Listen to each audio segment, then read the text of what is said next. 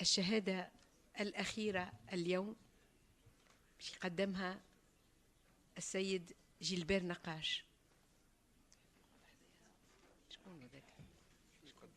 شكون هو؟ سامي خليه مسالش. يسلم. لا لا مسالش، خليه بالعكس إلا فيها تريك merveilleux.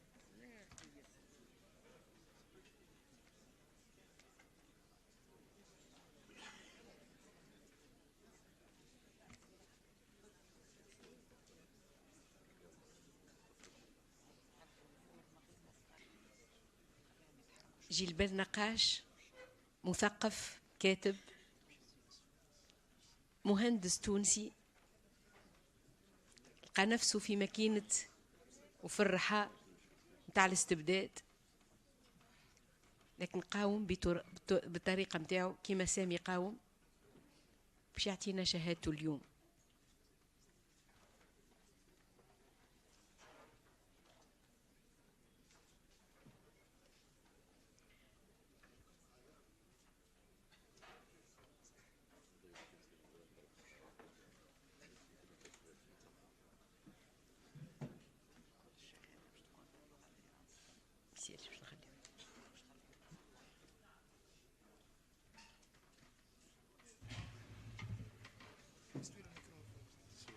تفضل جيلبير، كلمة ليك. باش نتكلم بالسوري اسهل لي ياسر. دونك سامحوني في كان قلقكم شويه لكن على راحتك جيلبير، اللي يريحك كلام بيه. D'accord.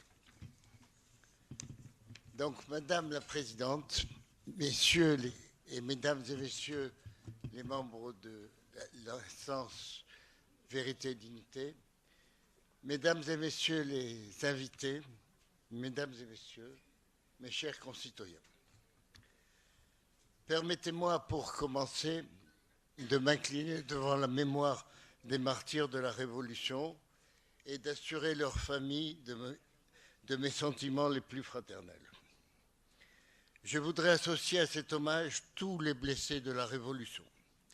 Ils ont payé de leur santé, de leur sang, d'une partie de leur corps souvent, des difficultés qu'ils continuent à subir aujourd'hui, en particulier parce qu'ils ne sont pas reconnus pour ce qu'ils sont, le fait de s'être relevé avec les autres jeunes contre la dictature, l'absence de liberté, de perspective de vie.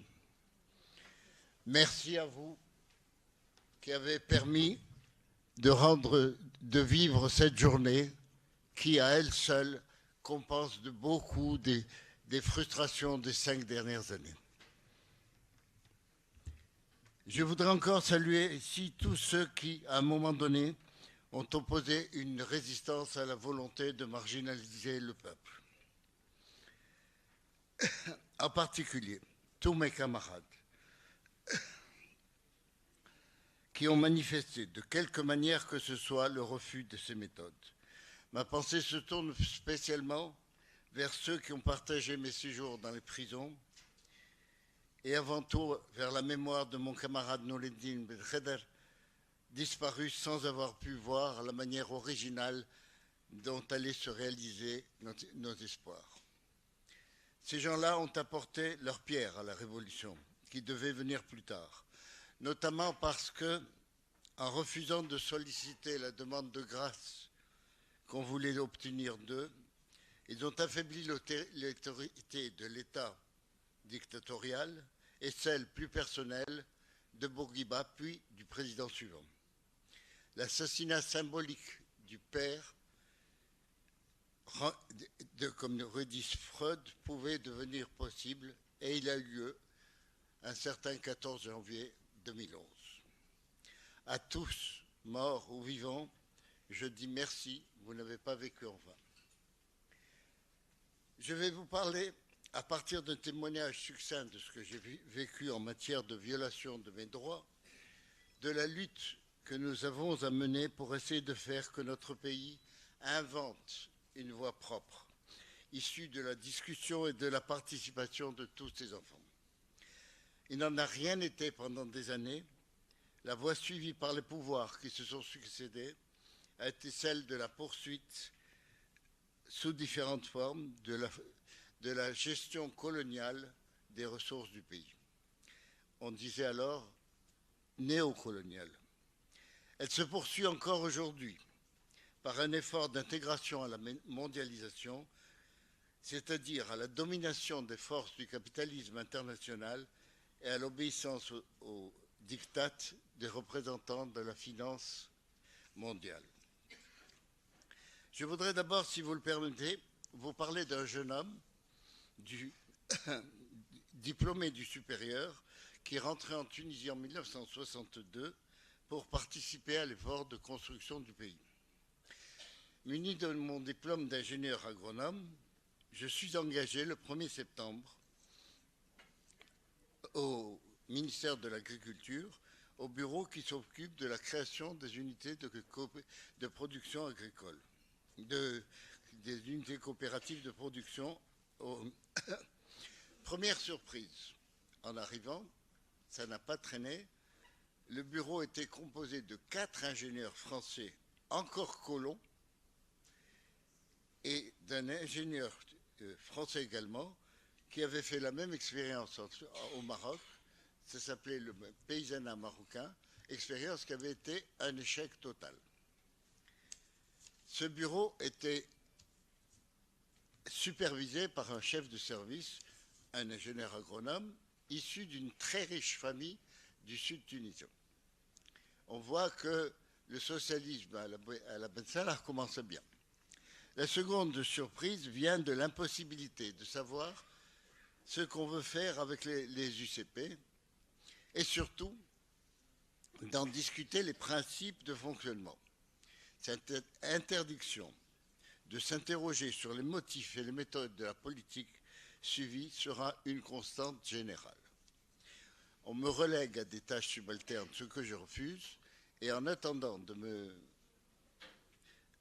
m'affecter ailleurs, j'étudie l'opération en cours et j'ai de très fortes réserves quant à son déroulement et à ses objectifs.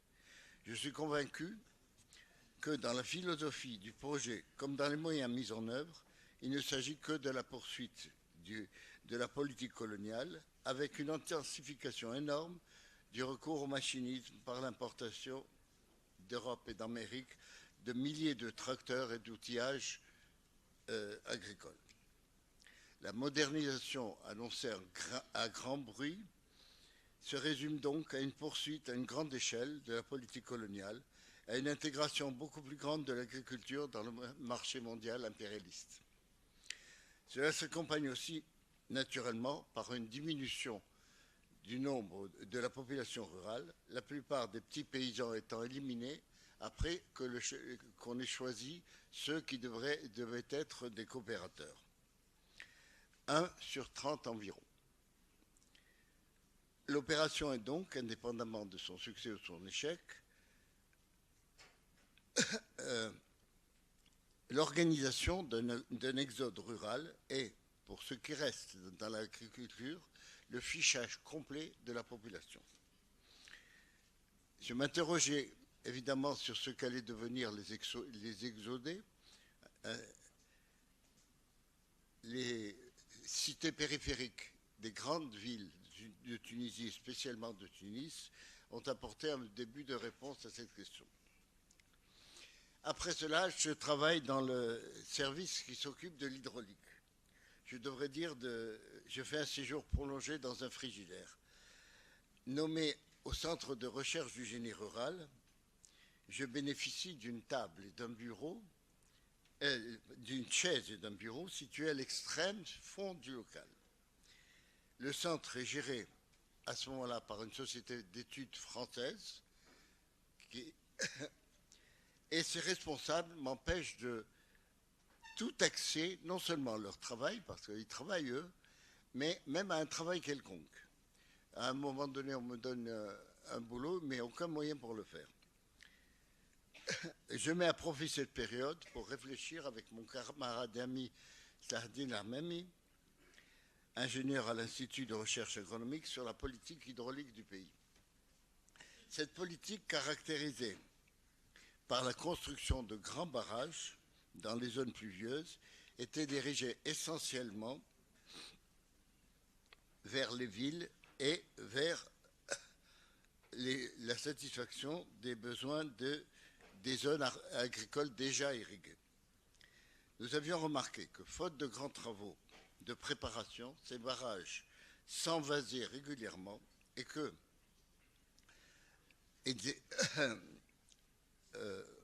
ils perdaient une partie importante de leur capacité au fil des années. Les inondations liées à ce type de barrage nous ont malheureusement, année après année, montré que nous avions raison. Si des aménagements, en particulier en matière de défense des sols et d'érosion et de lutte contre l'érosion, ont été parfois menés et n'ont pas été suffisants et de toute façon n'ont pas été conçus comme devant profiter à la petite paysannerie.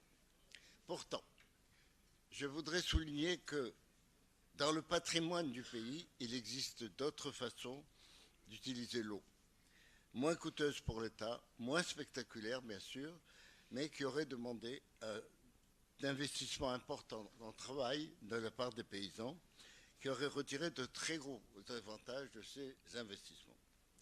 Du temps où la Tunisie était le grenier de Rome, les montagnes étaient jalonnées de petits barrages de ce genre qui, les uns en dessous des autres, récoltaient les surplus d'eau des barrages précédents et permettaient l'irrigation des terres avoisinantes. Il m'est arrivé, avec l'équipe de techniciens du projet de Tunisie centrale, de voir que les emplacements que nous avions définis sur des cartes pour établir des petits barrages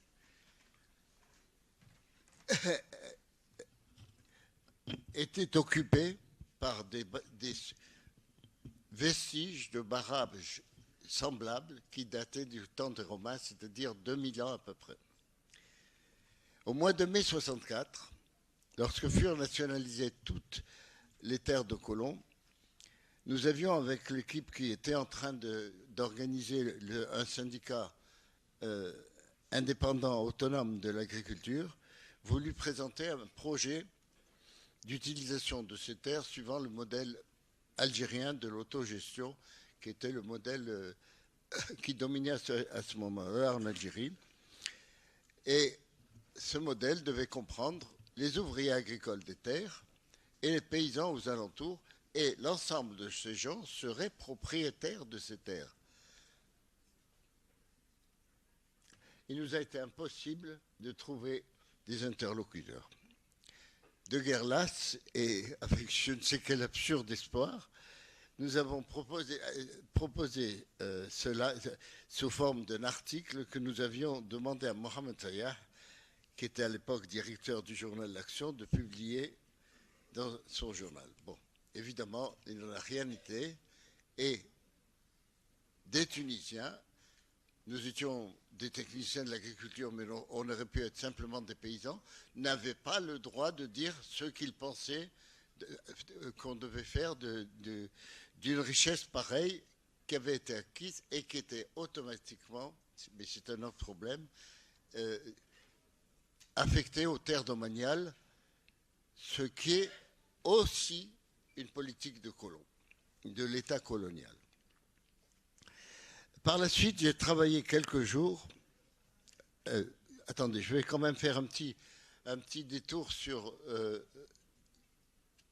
le moment le plus agréable professionnellement de ma carrière, celui où j'ai travaillé sur le projet de Tunisie centrale, de développement de la Tunisie centrale, qui est un projet entre le gouvernement tunisien et la FAO, et qui a fait le bilan de toutes les possibilités de la Tunisie centrale et qui a fait des propositions. Ces propositions, basées sur toutes nos études et sur la compréhension et la collaboration avec les paysans, avaient bien entendu des conclusions complètement opposées à celles qui prévalaient à l'époque dans le plan. au mépris de toutes les traditions les plus élémentaires. Le ministre de l'économie de l'époque, Ahmed Ben Salah, n'a même pas reçu et salué le directeur d'FAO du projet au moment de son départ. Quant au contenu du projet, que j'ai remis personnellement à ce ministre, c'était 25,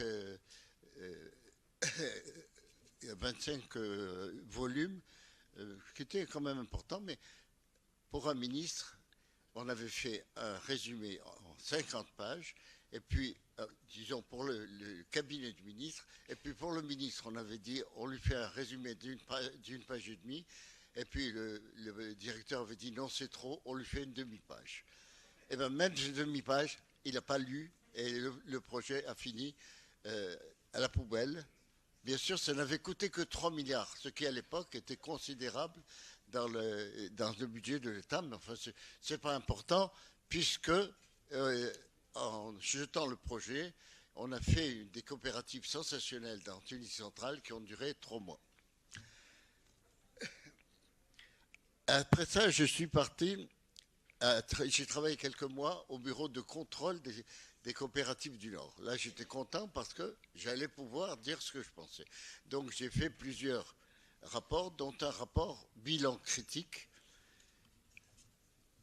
Le responsable m'a dit, c'est de la prose communiste. Bon. Alors, pour la petite histoire, le responsable en question a fait une déposition au procès d'Ahmed Ben Salah en mars 70, dans laquelle il s'appuyait sur mon rapport pour dire qu'Ahmed Ben Salah avait trahi les options de la Tunisie moderne.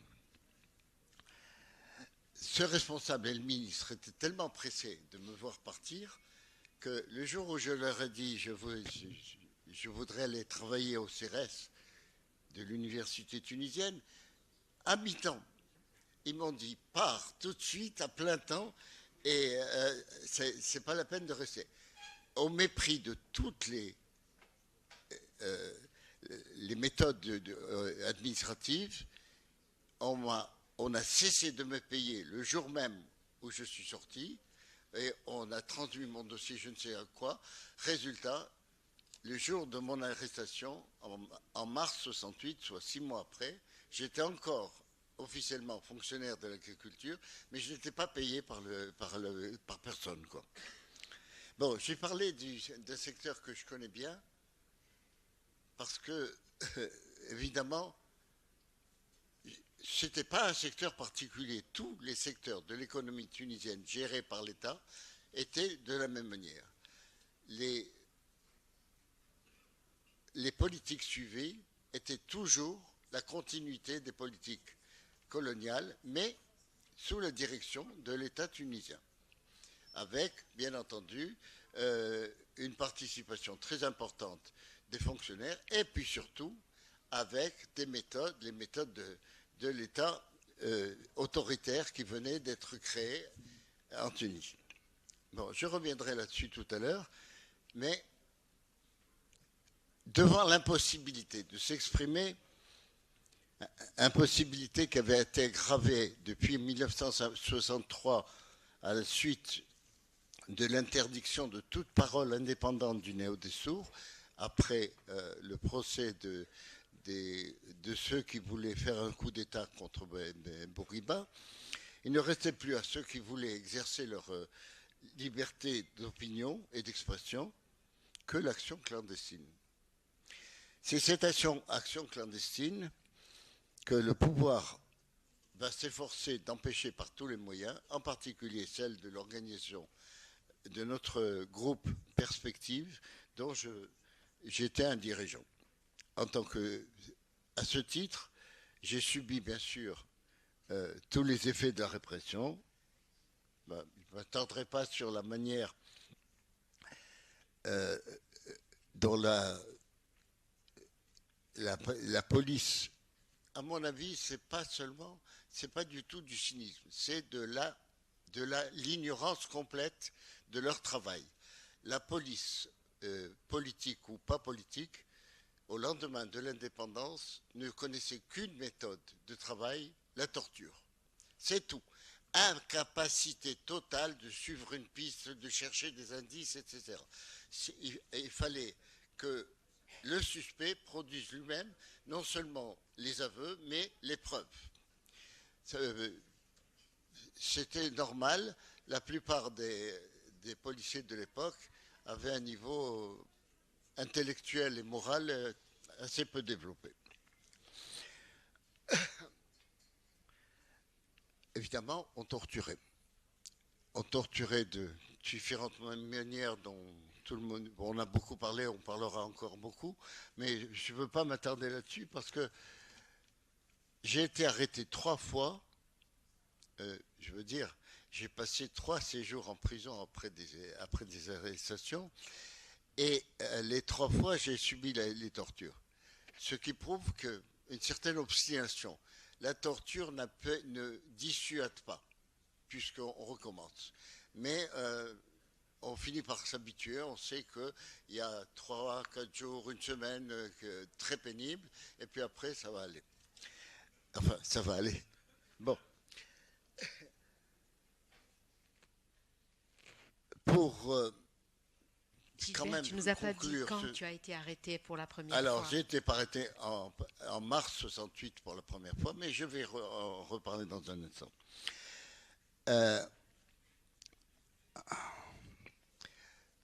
Bien entendu, je ne veux pas innocenter les tortionnaires et tous ceux qui sont responsables de la répression et des formes précises de cette répression.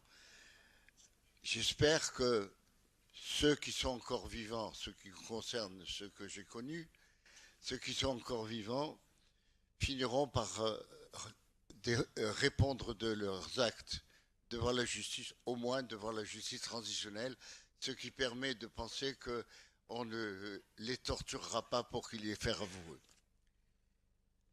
À propos des tortionnaires, je voudrais vous dire justement quelques mots parce que ces tortionnaires, c'était des fonctionnaires ordinaires de la police, mais qui avaient été sélectionnés dans le seul but de torturer, de menacer les détenus. Ils ne savaient même pas ce qu'il fallait leur faire avouer. Plusieurs fois, un type est en train de vous frapper avec une matraque, et puis vous lui disiez, et vous disiez parle, mais de quoi tu veux que je parle? Alors il se tournait vers son chef et disait ce qu'il t'a demandé lui. Un jour, après une séance de ressemblage, c'est-à-dire de tabassage sur la plante des pieds, j'ai discuté avec un d'eux qui était absolument une bête furieuse pendant qu'il frappait.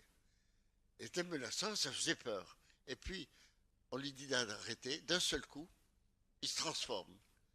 La bête menaçante devient un homme très gentil, aimable, en train de vous passer de l'eau sur vos pieds pour éviter que ça enfle trop, de vous masser les poignets qui étaient liés par des cordes, de vous offrir une cigarette, de vous apporter un sandwich, un Coca-Cola, et de vous dire, moi, c'est pas de ma faute, Robsti. Alors, j'ai discuté avec lui, et j'ai dit, bon, Robsti, d'accord, mais si demain, quelqu'un, moi ou n'importe qui d'autre, porte plainte et contre toi pour l'avoir frappé, c'est toi qui vas payer. Ah non, jamais. Mes patrons ne me lâcheront jamais. J'essaie de le convaincre qu'il allait tôt ou tard payer tout seul. En 91, à la suite des tortures atroces qui avaient été faites aux islamistes emprisonnés, 5 d'entre les tortionnaires ont été remis comme bouc émissaire pour dire voilà, bon, on n'a pas tué, c'est pas vrai, il n'y a pas eu de mort, vous mentez, mais vous, Madame Ben Sedrine, qui avez dénoncé les morts sous la torture, vous mentez, mais il y a eu effectivement quelques abus. Voilà les gens. Mon ami tortionnaire était parmi ceux-là.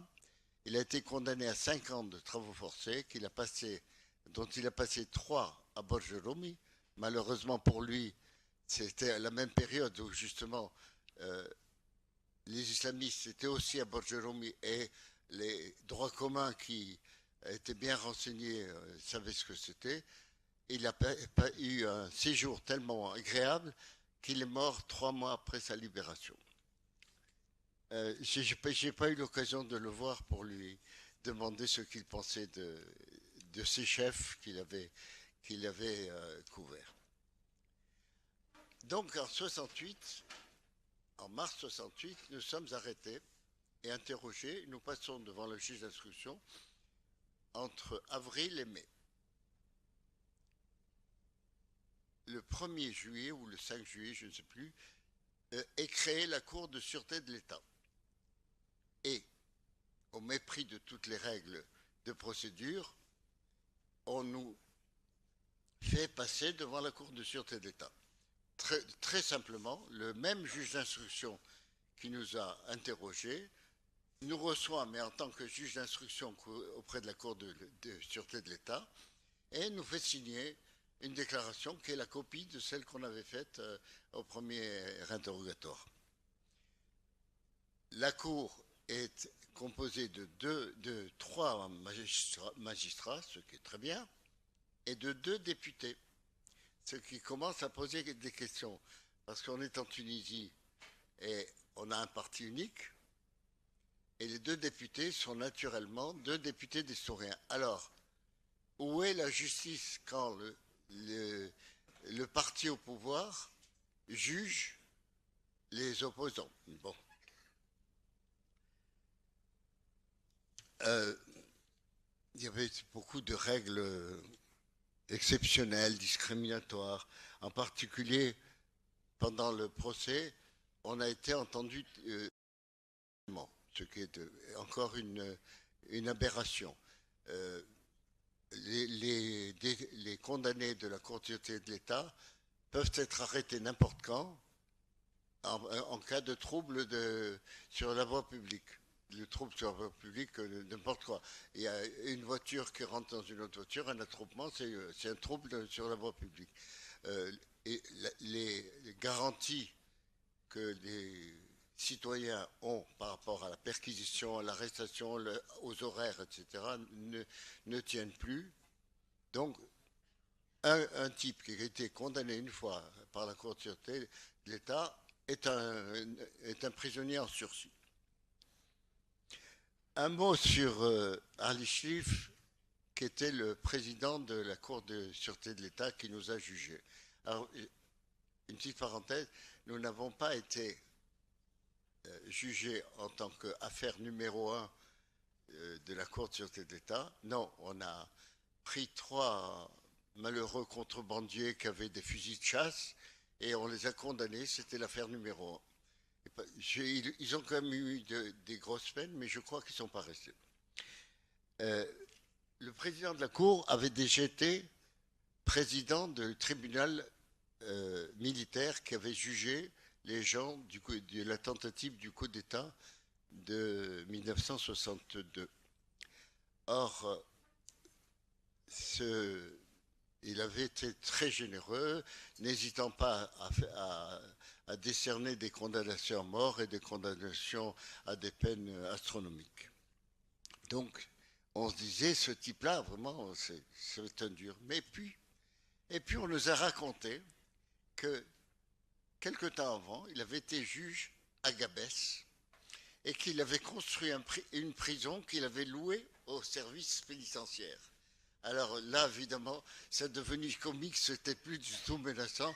On se disait un type qui loue sa prison et qui est capable de la remplir en cas de besoin, c'est vraiment pas un type dangereux, enfin, il fait pas peur. Après notre condamnation, on a été condamné au bagne de Borjolomi et isolé des droits communs. Nous sommes restés 6 mois sans rien. Rien. Ni visite, ni lettre, ni mandat, ni supplément de cantine, ni cigarette, rien. Nous fumions des mégots jetés par les gardiens quand ils passaient au-dessus des chambrées. On reprenait tous ces mégots, on roulait ça dans du papier. Enfin, c'était à la fois très dur, mais en même temps, c'était un plaisir de trouver à chaque fois des solutions inattendues. Par exemple, Achille Bellanouna et moi, nous avons découvert les possibilités des infusions de menthe. Il y avait quelques brins de menthe qui poussaient miraculeusement près de chez nous. On les prenait, on a fait des infusions. Pendant quelques jours, c'était bien. On n'a pas cessé de lutter pour nos droits. Dès qu'on rentrait dans une prison, immédiatement, on présentait nos revendications et on se battait pour ces revendications. Au bout d'un certain temps, on obtenait des choses, mais toujours très précaires, toujours susceptibles d'être remises en question. On recommençait ainsi.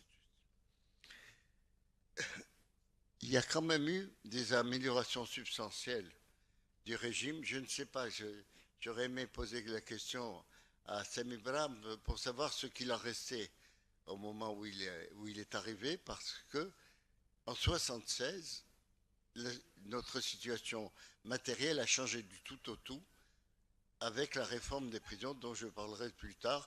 Mais en gros, on est passé du Moyen Âge au temps moderne. En 1969, on a eu l'occasion de côtoyer les condamnés de l'affaire du coup d'État. Je dis coup d'État, je refuse complètement l'utilisation du mot comploteur qui est généralement admise, parce que ça comporte un jugement de valeur qui n'a pas lieu d'être. Ils avaient voulu faire un coup d'État et c'est tout. Bon, ça n'a pas plu, ils ont payé. Au pénitencier de Ranelagh, où ils avaient été après leur condamnation en 1963, ils étaient dans des conditions atroces. Bon, ne parlons pas de la réception qui a été à coups de crosse de fusil et de coups de pistolet, de crosse de pistolet de la garde nationale, mais ils ont été dans les caves, enfermés dans les caves, enchaînés jour et nuit, et en plus ils devaient travailler des scourtins d'alpha comme tous les bagnards. En plus, les caves de Ranelagh sont très humides et en partie inondées. C'était terrible comme condition. D'ailleurs, je crois qu'il y a eu 2 décès directs à Ranelagh et un indirect par suite d'une pleurésie contractée là-bas et qui n'a pas été soignée. Alors, en mai 65, le pénitencier de Ranelagh a fermé. Les prisonniers sont amenés à la prison de Borjolumi, qui est le nouvel hôtel 3 étoiles qui est conçu pour les gens de qualité, et on les met dans une chambrée normale, dehors, comme ça, ils respirent, ils voient le ciel, etc. C'était trop beau. Le lendemain, il y a une note du ministère de l'Intérieur qui arrive et qui ordonne au directeur de la prison de remettre les condamnés en question dans les conditions précises qu'avait fixées feu le ministre Taïeb Meri. Bien, nous sommes dans un pays où les ministres morts ont plus d'autorité que les ministres vivants. J'en ai fait l'expérience quand j'ai demandé au ministre de l'Agriculture, Sou Ben Ali, de récupérer mon travail. Il m'a dit, c'est pas possible, vous avez une décision d'un ministre précédent. Bon, c'est très bien. Alors, je suis libéré par grâce, par une grâce qu'on ne m'a pas signifiée. le 20 mars 1970. Une partie des autres détenus avait été libérée le 17 janvier 70 et eux, on leur a dit, vous avez une grâce conditionnelle. Ça veut dire que si vous êtes impliqué dans des histoires d'ordre public, vous retournez en prison, vous avez le reste de la peine à faire. Bon. Quand on sort de prison, on ne discute pas des conditions, on sort et puis c'est tout. Encore que nous, comme on nous avait fait sortir la nuit, on était resté dans la prison jusqu'à 8 heures du soir, le 20 mars, alors que d'habitude on sort la veille, sans savoir quel était notre sort. Et puis le 20 mars, Bourguiba, qui était à Paris à ce moment-là, fait un discours où il dit « Je crois que le peuple tunisien a pris la libération de... » Il n'avait rien appris du tout, le pauvre, et nous, on a appris par une radio clandestine qu'on avait à ce moment-là. Donc les gens s'affolent, et finalement on nous libère. Alors, nous, on avait des affaires, on n'était pas prêts. On dit au gardien-chef, vous permettez qu'on laisse nos affaires dans une chambre et là, on les reprendra très vite. Évidemment, il nous a foutu à la porte sans...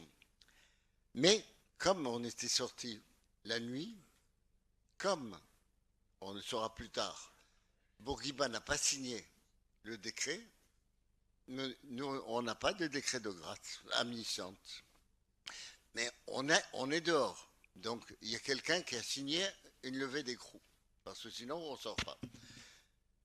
Alors, on commence par nous assigner à résidence. Parce que, entre-temps, il y avait eu des demandes de grâce, quelques-unes, et il y avait eu une loi de grâce amnistiante. Il suffisait de demander la grâce pour obtenir l'amnistie. On n'a pas demandé la grâce. La tête dure, vraiment, ces genres de perspectives, etc. Nous avons créé une tradition. Grâce à nous, les prisonniers politiques n'ont plus jamais été sollicités de demander la grâce, ou même si on l'a fait, c'est pour la forme. Alors, je suis assigné à Gafsa, et puis après ça, je serai à Boussalem et ensuite à Ouadénine. Gilbert, les jeunes générations ne comprennent pas qu'est-ce que ça veut dire être assigné à GAFSA. Donc, c'est exactement de quoi il s'agit. Ça veut dire que, dans mon cas précis, je suis libéré, je suis à Tunis, suivi par les flics, les policiers du poste de police qui ne savent pas faire avec les politiques. De temps en temps, ils m'arrêtent, ils me disent qui tu as vu. Je leur dis faites votre boulot et ne m'emmerdez pas.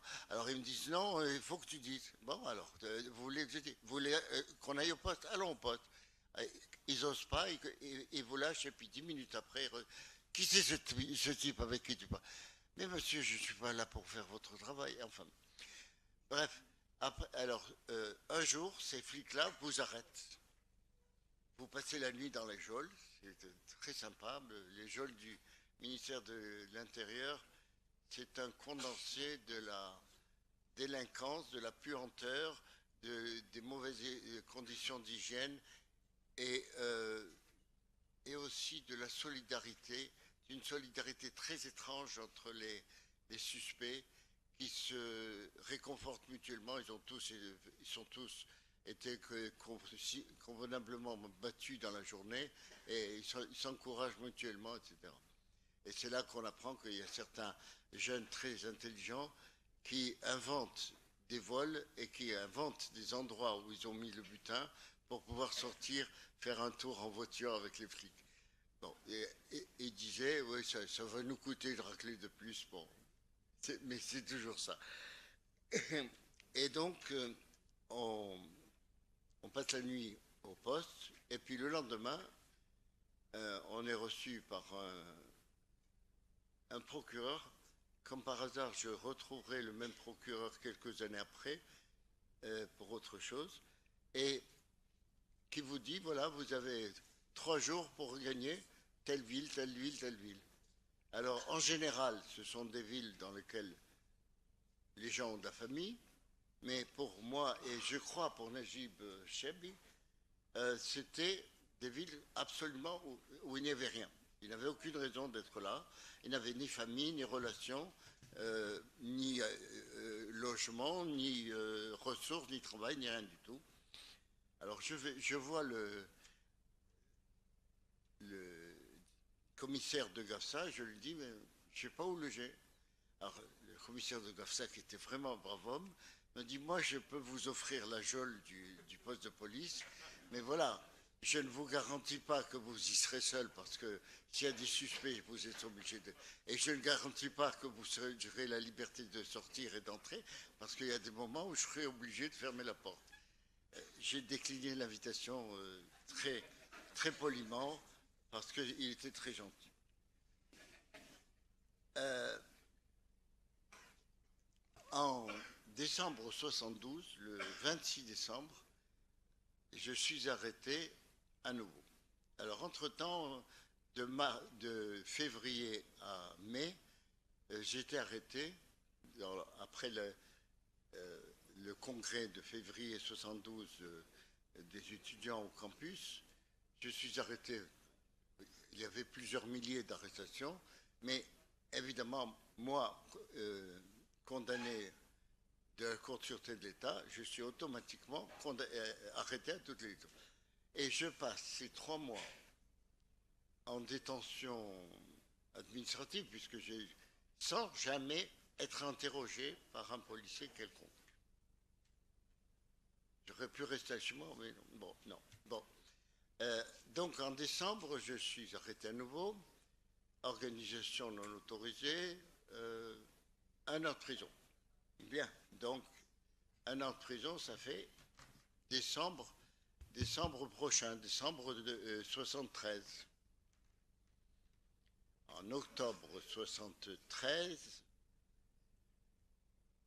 coup de filet dans les rangs de Perspective et des étudiants d'extrême gauche en général.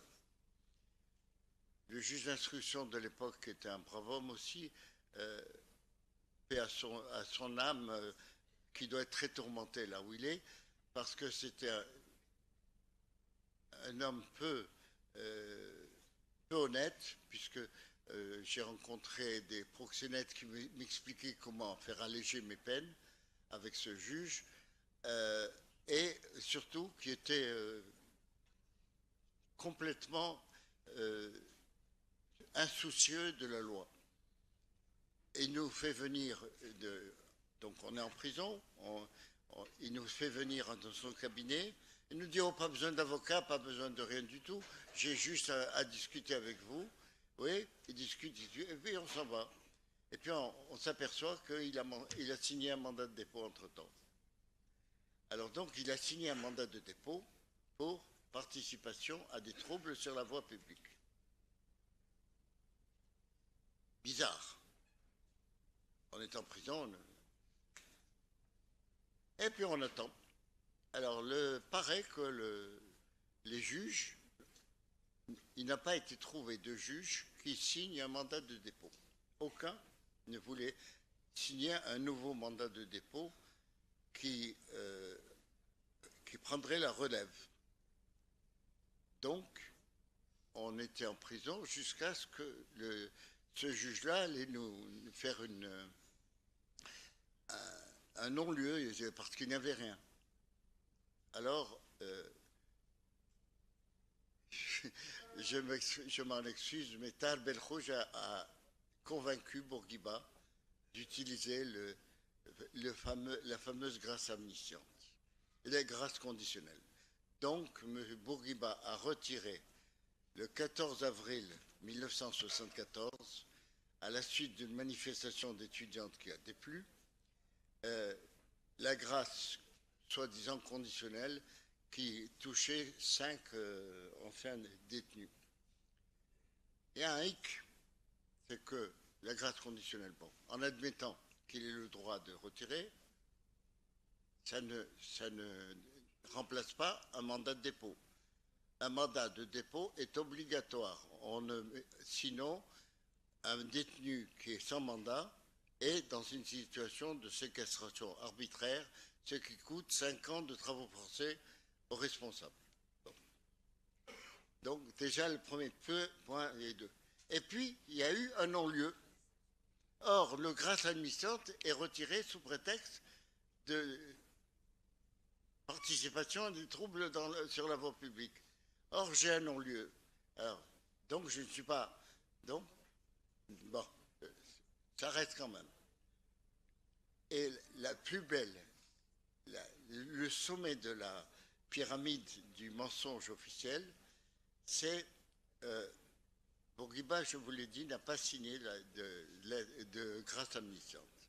Il n'a pas signé de grâce. Mais la drame non plus, d'ailleurs, il n'avait pas la signature à ce moment-là. Personne n'a signé de décret. Donc, il n'y a pas de décret. Mais pour nous informer du retrait du décret de grâce, du retrait de la grâce, il faut qu'on se réfère à un décret. Donc, les juges, le procureur dont j'ai parlé, qui va me signifier la nouvelle situation, a été chercher un décret signé le 20 mars 1970. Il n'a trouvé, le pauvre, qu'un décret de nomination d'un juge au tribunal cantonal du Kef. Alors, j'ai vu retirer une grâce amnistiante que je n'ai jamais eue, parce qu'un juge a été nommé au tribunal du Kef. Bon. Voilà, alors devant l'accumulation de ces irrégularités, nous avons porté plainte alors. Il faut voir la tête du directeur de la prison devant nos lettres de plainte. Il dit, allez-y, allez-y. Je suis sûr que tous ces gens-là vont mourir de peur. Allez-y, donnez-moi. Il s'en foutait complètement. J'ai renouvelé cette plainte en 89, après la destitution du président Bourguiba, dans des conditions assez intéressantes.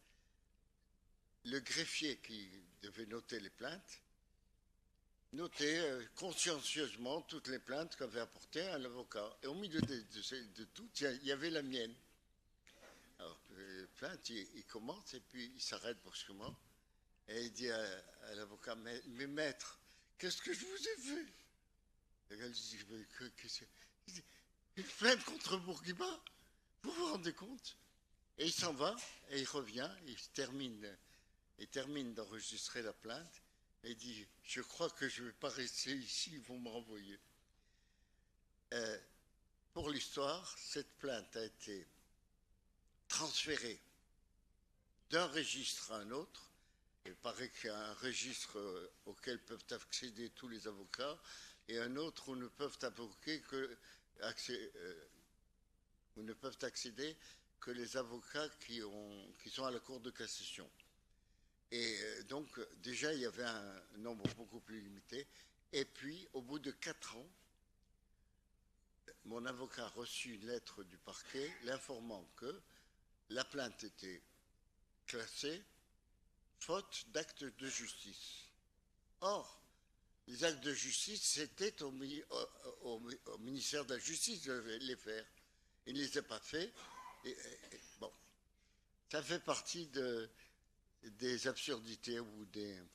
Attention, c'est pas Bourguiba qui a donné l'ordre de faire ça. C'est Ben Ali.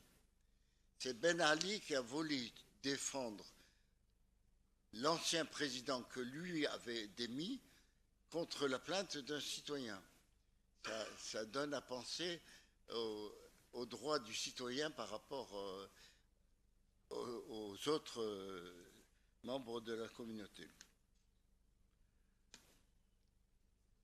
En août 79, c'est-à-dire 6 ans et demi après la date à laquelle j'aurais dû sortir, je suis enfin libéré par une libération conditionnelle. On est toujours dans les conditions. Alors cette fois-ci, c'est une libération dans les normes, mais comme c'est après le 26 janvier, après la clôture de l'affaire du 26 janvier, qu'on a été libéré en même temps qu'Habib Achour et Rorbel, et plus tard les gens du GTT, c'est vraisemblablement à ce moment-là déjà quelque chose de sérieux. Mais c'est sérieux, mais je suis assigné à résidence, à Tunis cette fois, et je ne peux pas quitter le territoire du 7e arrondissement. Alors je leur dis, très bien, c'est très intéressant, expliquez-moi, dites-moi ce que c'est le territoire. Il m'a dit, c'est Bab Bradr. Ah bon, bon. Alors évidemment, je n'ai pas respecté. Mais j'ai respecté, j'ai signé tous les jours. Et puis, ma sœur est morte en janvier, donc je suis sorti en août 79, ma sœur est morte en janvier, j'ai demandé une autorisation de sortir pour aller assister à son enterrement. Je ne vous dis pas, Eddie Nuela, qui était Premier ministre, a réagi comme si Al Capone avait demandé une autorisation de sortie. Alors, dans une conversation avec l'ambassadeur Eddie Mabrouk, il lui dit « Mais tu te rends compte, mais s'il ne rentre pas ?» Alors le Eddie Mabrouk éclate de rire, il lui dit « Mais tu seras débarrassé ?» Enfin, bon, mais je suis rentré. Je suis rentré au bout de quelques mois, c'est-à-dire en juillet, toutes les restrictions ont été levées. J'ai eu un passeport que de temps en temps on me reprenait, mais enfin ça fait partie du jeu. Un Tunisien normal sait que une fois sur 4, quand il se présente à l'aéroport, il reviendra avec sa valise. Et s'il ne sait pas ça, il l'apprendra très vite. Mais enfin, ça allait beaucoup mieux. J'essaye de travailler, aucun travail, non seulement aucun travail, mais il y a un fou qui a un bureau d'études agricoles qui me dit « Pourquoi tu ne viens pas travailler avec moi ?» Je lui dis « Mais vas-y !» Il met mon nom dans son projet, dans une demande de participation au marché. Il est convoqué par le chef de service de l'agriculture qui lui dit « Si tu veux ne plus jamais travailler avec l'agriculture, dépose ce truc, reprends-le, enlève ce nom et tu pourras. » Bon, alors, dans l'impossibilité de trouver du travail, je termine mon livre et alors la difficulté de publier, je décide de faire avec des amis une maison d'édition qui publiera mon livre et qui continuera un certain nombre de temps. Je croyais la répression terminée parce que mon livre, Cristal, sort en 82 et à la 3e page, je raconte l'histoire du retrait de la grâce. Tout le monde me dit, tu es fou, tu mets en cause Bourguiba, il va te saquer. Non, il ne m'a pas saqué du tout. Mais le ministre de la Culture, qui était un grand homme de lettres, Béchel Benslema, a décidé que mes livres ne méritaient pas d'être achetés, la maison de culture d'édition ne méritait pas d'être aidée, et donc il a privé tout, et il m'a privé, et il a privé la maison d'édition, de tous les avantages qu'avaient les maisons d'édition. En particulier, en 84, a été créé un fonds spécial pour la culture à partir d'un prélèvement sur les boursoles colisées, et le ministère de la Culture a racheté tous les fonds de tous les éditeurs pour leur permettre de respirer. Ils ont oublié le responsable du ministère de la Culture que j'ai demandé à voir par téléphone des dizaines de fois, n'était pas là. Il n'était même pas là le jour où je suis venu et où il est sorti de son bureau pour raccompagner quelqu'un. Il n'était pas là. Donc, j'ai pas... Donc, mais ne croyez pas à proposer au peuple alors que Bourguiba a mené la réalité. Il s'adaptait à chaque fois à la réalité. Son pragmatisme, que d'aucuns ont rendu une théorie très importante, c'était le seul fait d'admettre que il fallait faire ceci ou cela. Par exemple, au lendemain de l'indépendance, Bourguiba veut créer un État démocratique, un peu comme la France. Bourguiba, à ce moment-là, il avait des idées genre Troisième République. Et il y a le conflit avec Ben Youssef, il se croit en danger, il crée un État autoritaire. Ensuite, pendant la première période, il dit l'économie, c'est pas mon problème. Je ne m'occupe pas d'économie, donc il laisse faire. L'économie se casse la figure et il y a des désastres sur le plan économique qui se traduisent sur le plan politique parce que sur la base, pour réparer les désastres économiques, il fait des désastres militaires et il prépare la bataille de Bizerte sans aucune préparation en s'attendant à ce que De Gaulle l'embrasse sur les deux joues et il fait en même temps ce qui était la véritable raison de la bataille de Bizerte, il fait la bataille de la borne de 133. C'est-à-dire que l'armée tunisienne attaque la garnison française dans la borne de 133 et Bourguiba espérait que ça se clôturerait par un redessin de la frontière. C'est pourquoi il n'y a jamais eu un représentant d'un niveau supérieur à celui du secrétaire d'État pour les festivités de Bizerte, de la part des Algériens. Jamais les Algériens n'ont pardonné à Bourguiba d'avoir voulu c'est la Tunisie. Bon. Donc, ces deux désastres-là, ajoutés à la situation économique abominable, provoquent la révolte de certains officiers, la tentative de coup d'État. Bourguiba est amené à changer de politique. Bourguiba, qui a toujours refusé tout ce qui avait une couleur un peu rosée, devient brusquement partisan du socialisme des Soureux. Et il accepte qu'on fasse des coopératives, il accepte tout. C'est pas l'œuvre de quelqu'un qui avait une idée à l'avance, ça. Ben Salah avait cette idée, mais Ben Salah a été puni d'avoir cette idée.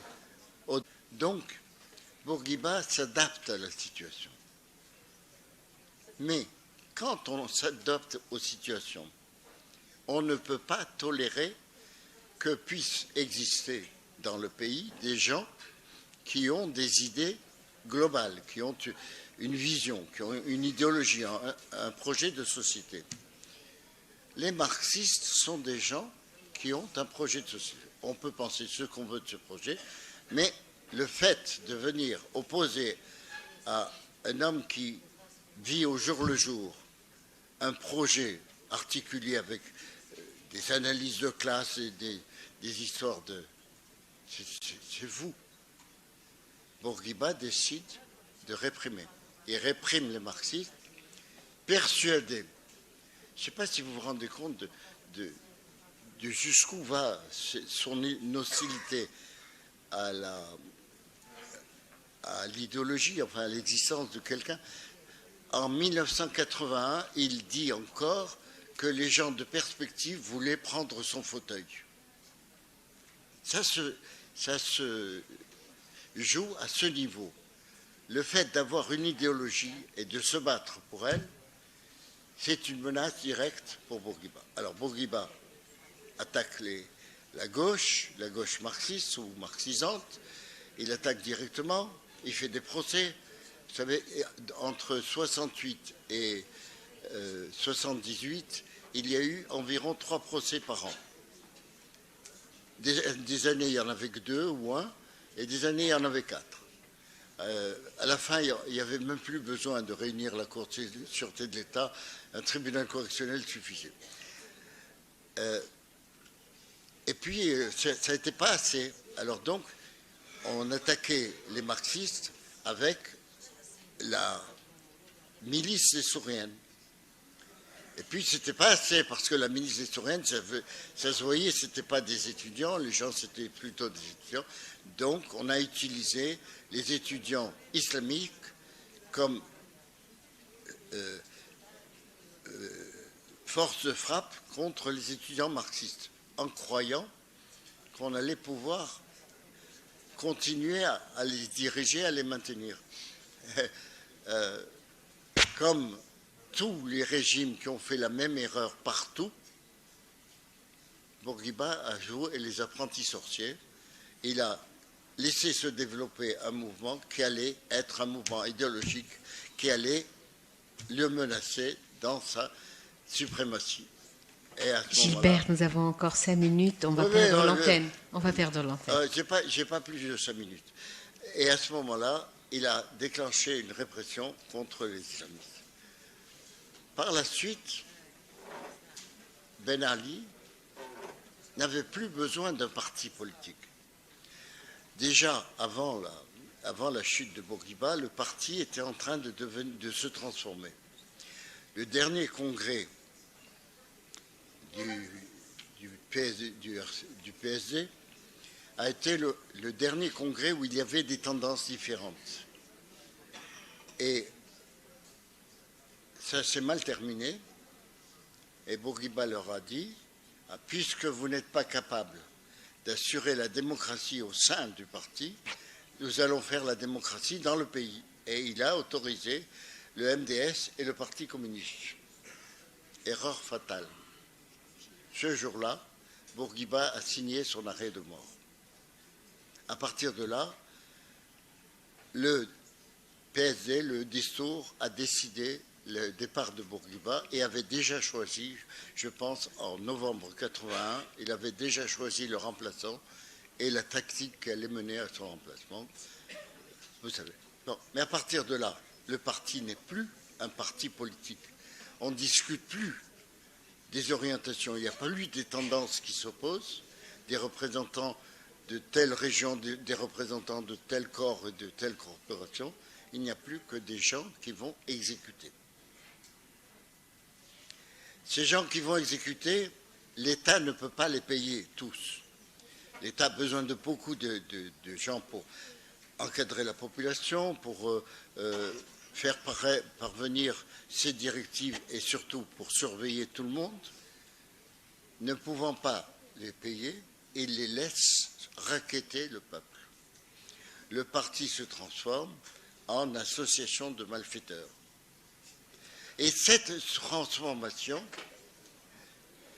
bizarrement, n'a pas été comprise par les partis traditionnels après la Révolution, puisque tous les partis politiques autorisés ont eu de très sérieuses réticences quant à l'interdiction du RCD, alors que les jeunes qui se sont levés pendant la Révolution ne se sont pas trompés. Ils ont brûlé indifféremment les cellules destouriennes, les sièges des comités de coordination, les gouvernorats, les délégations, les postes de police. Pour eux, l'État, c'était le PSD et les organismes de l'État. Bon, mais ce n'était pas la première fois que les jeunes sont en avance sur les partis politiques et je crois que ce n'est pas la dernière fois. Donc, tu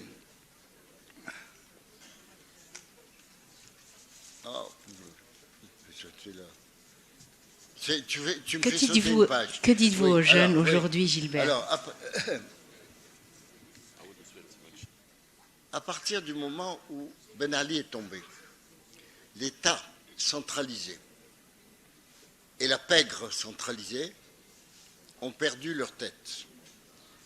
À ce moment-là, se sont multipliés les seconds couteaux, les trafiquants de tous ordres qui n'avaient plus aucune limite à leur pouvoir.